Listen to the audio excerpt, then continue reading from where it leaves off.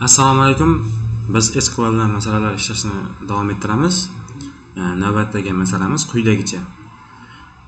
Kompyuter ishlab chiqaruvchisini toping, lekin notebookni emas deyapti.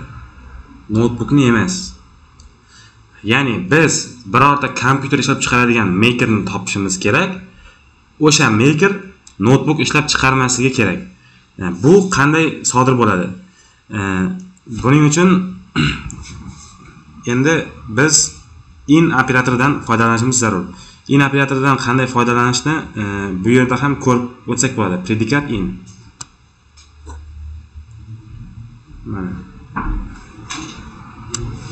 Bu yerda ham ko'rib o'tsak bo'ladi. Mana qanday yozishlari berilgan. Bu yerda ham mana buni o'zlaringiz bo'sh vaqtlaringizda ko'rib qo'yasizlar.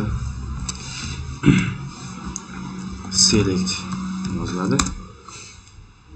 Makerlarni top deyapti, shuning uchun makerni yozamiz. From product. Endi shart yozamiz. Type deganni turida endi type PC ishlab chiqaradigan makerlarni top degan shartni berdik. Endi and yoziladi. Notebook ishlab chiqarmasin degan narsani kiritib ketamiz shu yerda. Ishlab chiqarmasin degan narsani kiritish uchun maker'i notebook makerga o'xshamasligi kerak. Endi shu narsani yozamiz. Maker not in. Endi mana bu narsani kattaroq qilib olamiz.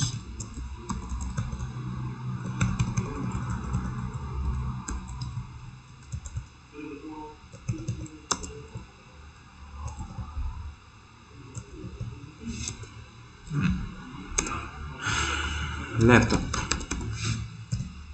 Mana shu joyda hamma ishlab chiqarilgan laptoplarning makerlari bor.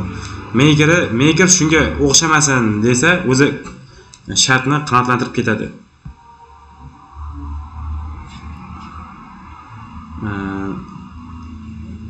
Uchta bo'lib ketdi. Bularni qisqartirishni avvalgi darslarimizda ko'rsatganman. Ya'ni yo distinct operatordan yoki group by'dan foydalanib ketamiz. Hozir bizga distinctdan foydalanish qulayroq. Distinctdan foydalanamiz. Mana to'g'ri.